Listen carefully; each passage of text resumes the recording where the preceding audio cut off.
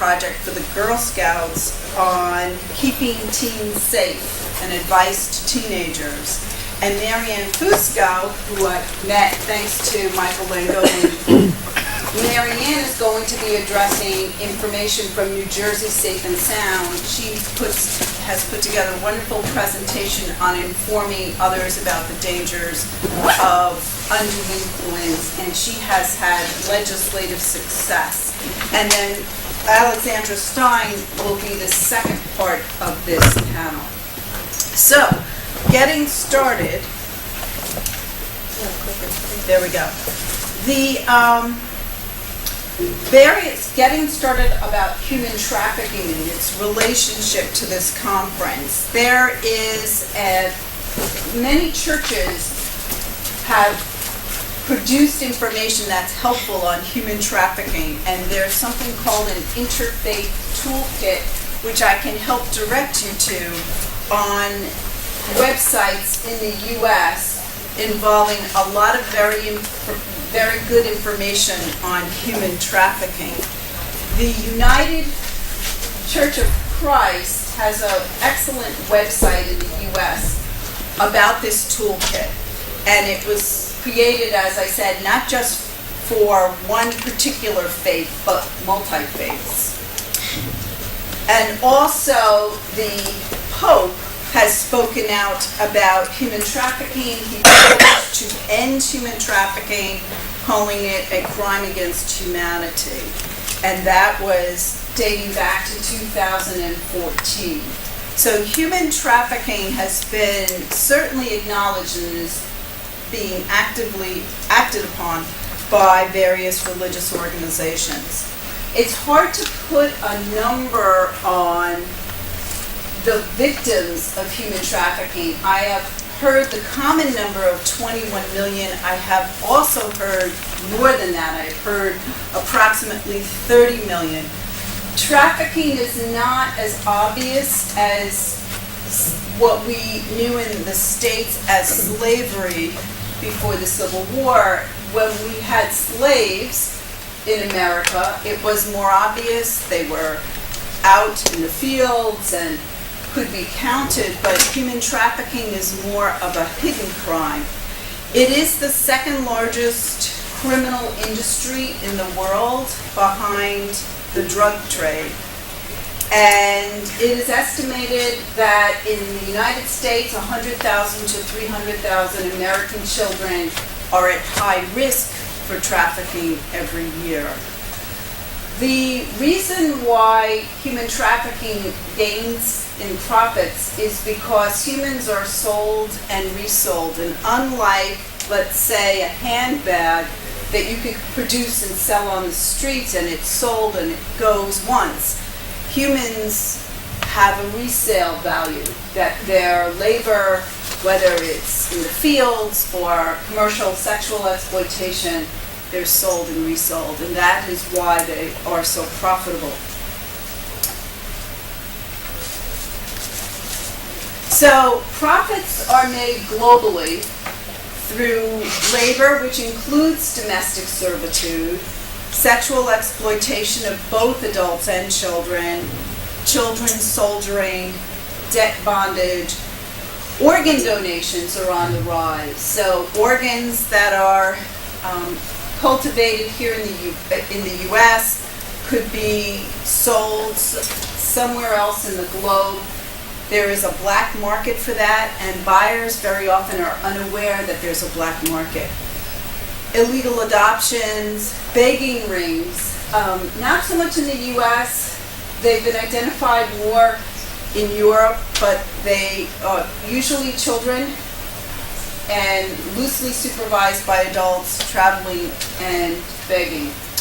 Also, traffic for weapons and drugs. In the U.S., there is a speaker, her name is Donna Hubbard, who travels around the country and talks about her trafficking predicament when she was trafficked for about 10 years, and they were selling her for sex, but in return, the traffickers were getting weapons and drugs. And she had been in and out of jail several times and was a mother also. But she explained that the reason why she did that is she would do anything for her children, and her traffickers were threatening to harm her children. Traffickers will find a weakness, and unfortunately we all probably have a weakness, which they exploit. So where does this occur? It occurs everywhere, really, potentially around the world. Looking for the fair trade certified products would be a good way to go, because those products that you buy in the grocery stores that say fair trade, those have been examined for whether they have been produced by labor that is untainted by trafficking. New York is in the top 5 states in the U.S. with the highest number of cases. I'm from New York, as is Andrea. Where are traffickers located? They go everywhere that people would congregate. So malls, stadiums, schoolyards, parks, and of course they are trolling the internet and are on social media. So where there is a congregation of people, there potentially could be traffickers. So here are some examples from the U.S. and children, and we have heard several of these stories, and this particular one sold for sex out of a trailer in a common shopping store, Walmart parking lot. Or a hotel maid that was promised a job in the U.S., but the trafficker stole her passport, and now she's forced to work 18 hours a day. Or a woman sold in a sex brothel around New York, or laborers on farms in New York. And these are just examples around the U.S. or in New York.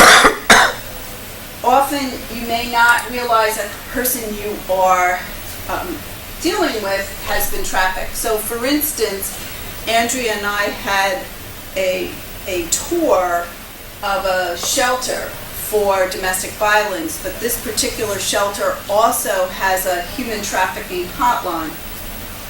And the person who runs the shelter explained that just locally in town on Long Island, someone went to get a massage and noticed that there were a lot of men going in and out of the back room constantly during the time in which this person was there, getting a massage or getting a manicure. And they investigated it, and sure enough, it was a human trafficking situation, providing sex in the back room.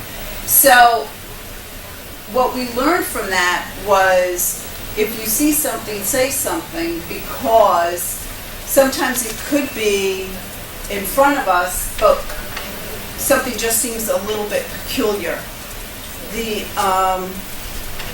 human trafficking has been reported in all 50 states in the U.S. So here's a true or false question. Human victims are primarily children. True or false? False. So mostly we are finding that they are adults. Anybody from any socioeconomic group are potentially targets of trafficking. And however, the vulnerable populations are, for instance, foster care children or those who are runaways.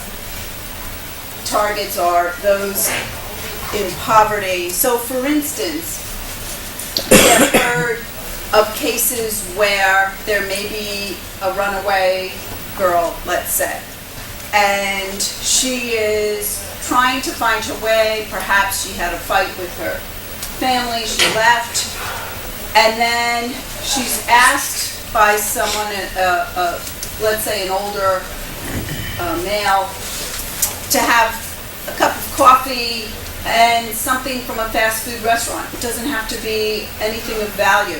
She sits down, she's having a meal, a hamburger, cheeseburger, fries, and before long he's encouraging her to come home to his apartment. He gives her shelter, some food, and then slowly but surely she's caught up in a human trafficking situation of commercial sexual exploitation. Another example I heard of a case where a young girl moved to a new town. The family was disrupted. She was living with one parent. She had a fight with the parent. She's in a new town. She made very few friends. She contacted the one friend in town. The one friend thought she had the answer, a supposed friend on the internet that she had made a friend on the internet. That friend on the internet turned out to be a 50-year-old man who drove 2 hours, picked up the two girls, brought them to a truck stop, and forced them into a trailer to perform sexual acts for money. This young girl was caught up in this trafficking ring for about a year before she was able to escape. The scary part about this story is that it happened really, literally within hours. So she left home, contacted someone, that person reached out for help, that one that they thought was helping turned out to be a human trafficker, not the young girl, but a 50-year-old man, and before you know it, she's caught up in this situation. So it can happen very quickly. So the process is much like cult recruiting. It includes some kind of leverage, usually mental coercion. Very often threats are used against family, parents, siblings, children, even pets. False statements and fraudulent offers, very similar to cult recruitment. Physical coercion may be used, drugs may be provided, deprivation of basic needs occurs with food and shelter, and sometimes withholding of passports, birth certificates, etc., or the passports and birth certificates that are provided are fraudulent. Now I see some people joined us. Does anyone need French translation? Est-ce que quelqu'un a besoin de la traduction française? C'est bon? Okay, thank you very much. So common industries in trafficking: marriage, modeling, factories, construction, fisheries, hotel, tourism, janitorial, restaurant. So it runs the gamut. So although adults are exploited more than children, in commercial sexual exploitation, children are exploited more so than adults.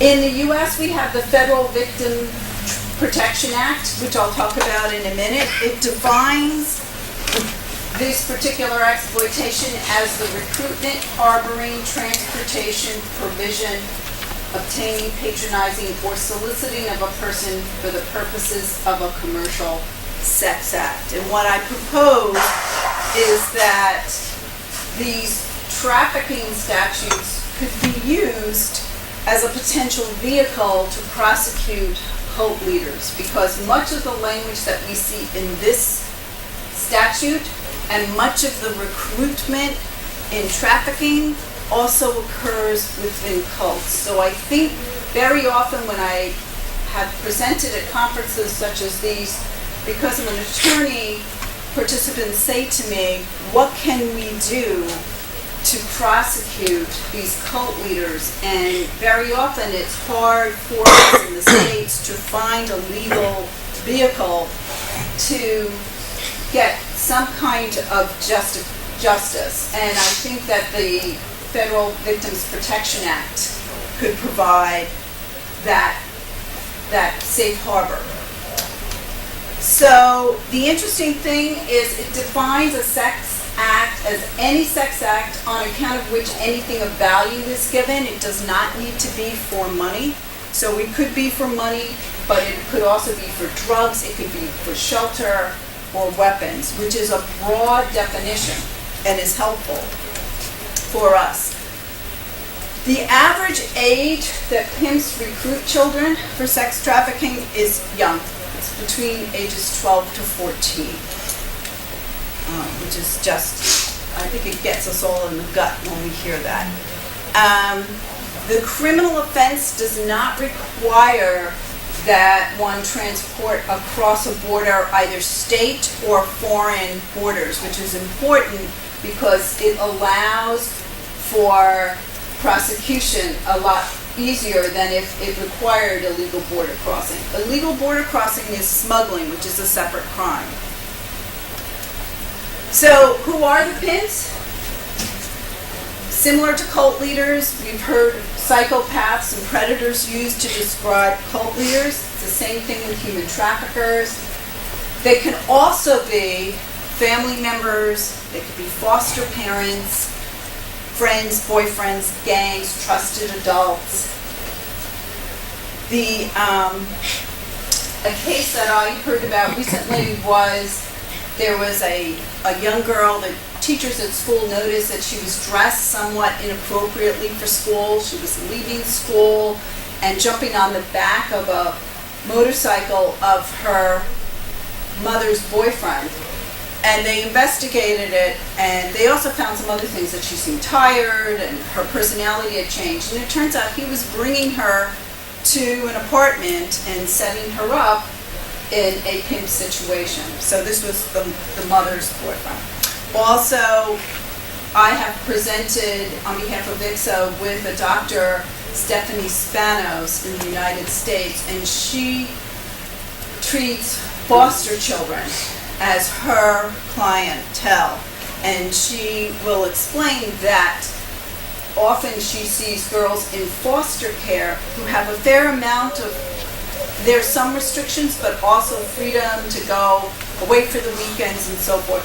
And she suspects that some of them get caught up in sexual exploitation based upon how they reappear when they come back to the house, that they're bringing sometimes lavish gifts for the girls.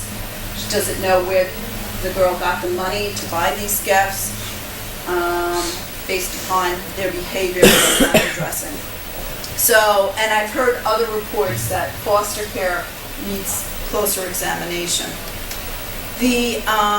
For teachers, medical staff, and parents, things to look for. So, eating disorders, has the child's eating habits changed? Are there broken teeth that they can't explain, or scars or bruises, infectious diseases? Often, people are brought into these trafficking rings, they may not know where they traveled to, that they were transported to, let's say, a different part of the state or a different part of the country and came back.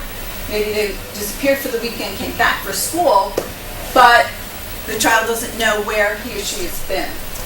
Fatigue and tattoos. So for instance, there may be a barcode, or it could say something like daddy's property, or someone pointed out a case where the child had a tattoo that was a very distinctive name of a Beatles song, but the young teenage girl was not familiar with the Beatles or the song. And usually people with tattoos have a particular personal affinity to the design on their arm. So few or no personal items. They're traveling, but they don't have clothing for the season in which they're traveling. They're not dressed appropriately for the weather, or they're dressed inappropriately for the occasion. So perhaps very revealing clothing when they're in school. Anxious, their story changes. It may be that they're interviewing the young girl or boy, and that where they were for the weekend keeps changing. They may seem drugged. And if you're living in a neighborhood where, for instance, something just seems awry, maybe there's a very tall fence around the house, or perhaps there's a camera, or you don't see people leaving the house, or you see too many people going into the house, there may be something unusual in your own neighborhood that you could report. So youth might be carrying hotel cards, or they might have gifts that seem inappropriate for their means, unexplained absences from school, and there could be trauma triggers as well from PTSD. So perhaps an unusual reaction to something that you see either if you're a teacher or a parent. Not all appears. Now, this face is someone I got off of the internet. I'm not saying this particular individual is a trafficker, but the point is, for medical personnel, sometimes the person who appears to be the guardian may not be the guardian. So sometimes the pimp may look like her, right? Perhaps not what you would think a pimp would look like, but it could be a female. It could be a very well-dressed female who might look like the parent of the child who attended the child for a medical appointment, but it may not be. It could be the pimp or the pimp's right-hand person. So medical personnel should pay attention to who is bringing the child in for the appointment if the child is underage. So if a victim confides in you, be non-judgmental, and not all victims care to be addressed the same way. Not all victims want to be addressed as victims or survivors. They might want to be known as the mother of their children. Some questions you might ask if you suspect that somebody is caught up in a trafficking ring. What type of work do you do? Are you being paid? Can you come and go as you please? There is a trafficking information and referral hotlines. I can give you that information. And our laws in the United States are improving. So in the past, statutory rape laws were not applied where the adult purchased sex for money. Statutory rape is when a grown individual is having sex with an underage child. But now the laws have addressed that. So they've addressed these inconsistencies. And children who are victims of trafficking are eligible for visas to stay in the U.S. for 4 years while they're adjusting their visa status.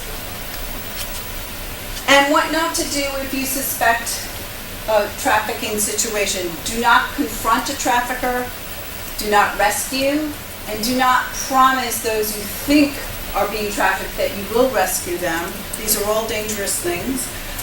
Don't alarm a trafficker, but do try to remember details and report. So there are some legal challenges that are ahead of us. So for instance, sometimes the buyers are constituents of those elected to office. So those who have been advocating for changes in the laws have run into resistance. Our language, we are no longer using the phrase child prostitute, because prostitute indicates someone who willingly goes into the sex industry, which we recognize. However, children are not prostitutes. They are sexual exploitation of children. So we're changing our language. And there is recent legislation in the states that is making it illegal to advertise child sexual exploitation on websites such as Craigslist. And I could do a whole session on commercial exploitation and advertisements on websites. So at this point, Craigslist, which is a website, was forced to remove the adult section. There is now another website called Backpage.com, which does advertise sex on its website. It's now using code words, it seems, for those who are probably underage. They use words like student or young. So this is still needing to be monitored. The exploitation is advertised. And if you see something, say something. In the U.S. there is a trafficking hotline, and I'm sure there's international hotlines as well. And I can send you my PowerPoint, which lists the various organizations that have information about trafficking. And I'm also happy to send you my article on using trafficking laws to capture cult leaders. Thank you.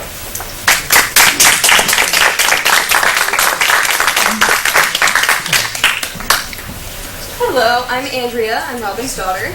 I have been working on this kind of topic for my Girl Scout Go to Work project. I spoke to teens and parents about how to, staying safe, making sure your kids are, talking and being with the right people. And I put together this pamphlet. I didn't have enough to go around, so they're kind of on every other chair. If you don't have one, you can always go home with someone or snag one. They're scattered around. But I kind of have what to do, what not to do concerning toxic relationships. We just have pictures. I spoke to parent groups, and I did a little lobbying project with our local assemblyman to try to get a specific bill passed in New York. And yeah, okay. So basically, my pamphlet kind of outlines what to do if you find yourself in a sticky situation, or friends or family members, what to do, what not to do, and then I do have references which are more local to my hometown. I live in Garden City, Long Island, New York, so these are more kind of local to Nassau County where I live, but there are hotlines and such online that you can always look up, or you can email me and I can help direct you. But I do have kind of just things to keep in mind about, noticing family members' changes in how they act, but big drastic changes, which is, the big point I want to make sure, I want to stress, is that, I'm 18 and I get moody and I get sassy and I yell at my mom and I get tired and I don't want to get up in the morning, and that's kind of how it goes. But there are kind of huge changes that can happen, such as fatigue that maybe lasts 3 weeks. Or all of a sudden, huge drastic appetites, not, changes, not me skipping dinner one day because I had a big lunch. It's, my mom hasn't noticed I've eaten a meal in a couple weeks. Big changes like that. Real, memory disturbances, such as things that you should be remembering. My brother's birthday, my parents' anniversary, when my prom was, things like huge events or parties that you all of a sudden don't have. Moodiness, depression, anxiety, but to the extreme. And there's isolation, casting yourself off completely from the world, or there is difficulty being alone and not wanting to be alone even in your room. And then there's also increased risk-taking behavior.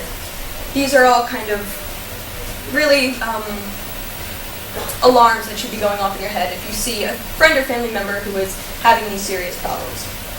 Another thing I want to stress is patience. Even if someone who's not just in a toxic relationship, but who's kind of a part of a cultic or mind control kind of situation, patience is probably the number one way to go about the situation. Is not getting angry, not getting upset, and not judging, and just being patient with your friend or family member and going through the process slowly. Nothing is a quick, easy fix. I think that any type of recovery or recovery process is always super slow, which is frustrating, but that's kind of how it goes. So I do have, I would recommend, I did a lot of research, and it always comes up that psychiatric care and therapy is not available to everyone, and if it's not a part of your, financial status, or you can't find the right person, I recommend, hotlines and trying to talk to people other than, talking to hotlines where you can really open yourselves up to, not strangers, but people who are willing to listen. As, friends tend to get upset sometimes, and you want to make sure. Thanks very much for those very useful kind of examples of what I've been talking about from a kind of broader, higher level view.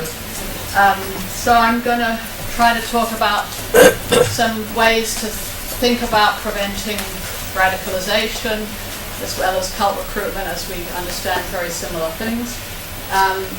I'm not going to go into a lot of detail of how to do that, and thank you for the way your presentation did. But I'm going to talk a bit about some of the obstacles we face to getting this, why are we so delayed in getting this going, and some of the things that aren't working well, so I'm going to put some focus on the kind of negative problems, as well as then try to talk about what I think we do need to do. Just in way of introduction, I'm a social psychologist. I specialize in cults, radicalization, ideological and violent extremism. I've been involved in some years dealing with this and trying to get prevention on the agenda. I wish I could say I've been more successful, but I'm ever hopeful. I've written a memoir. I was in a political cult myself. I think a lot of people kind of know.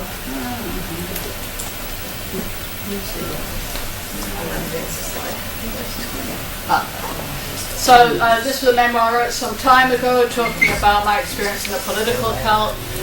When I got out in 91, there were a few of us who even identified that cults could be political. Now, of course, we understand that well, so there's development in that. And then my recent book, and I'm sorry to keep going on about it, I think now people know about it, but one more chance to hear about it. This just came out a few months ago, and it's more a theoretical piece, trying to look at the mechanisms of brainwashing. So I wanted to, well, we'll get to this in a minute. I want to just tell a little story, first of all. When I left the US 10 years ago and came back to the UK, I got a teaching post at Westminster University, teaching part-time in the centre of London. And I saw very quickly that there was an immense amount of recruitment activity going on to Islamist cults. And it wasn't hard to spot. I mean, many of my students were British-born Asian Muslim population, and there would be all these speakers coming in, kind of blessed by the university really, that if you Googled their name, you could find they were connected to Hizb ut-Tahrir, which was one of the feeder organizations to more serious Islamist organizations. My female students were coming to me telling of being bullied in the girls' bathrooms to cover their hair, and these were from families that just didn't have that history. And you just saw it everywhere, the leaflets up on the boards. It wasn't hard to spot. And I got quite upset about this and started trying to talk to the administration. What can we do? I would have loved a presentation like this for all the students to help them see what was happening and give them some protection to this onslaught of recruitment activity within the university campus. And I got a kind of patronizing response. I offered to do a program for free, and they kind of patted me on the head and said, no, thank you, and sent me on my way. I went back a couple times, same response. You may imagine how I felt some years later when I discovered that Jihadi John, who you may, Mohammed Emwazi, who was one of these, people who beheaded somebody in, I'm sorry, I can't remember where, Syria, right? Somebody correct me. Had been a student at Westminster University during the years that I was engaged in this attempt to get them to take notice. So this is very real to me, apart from just my own experience. This is what's happening, okay? So I take this very seriously. So that's just a kind of opening story.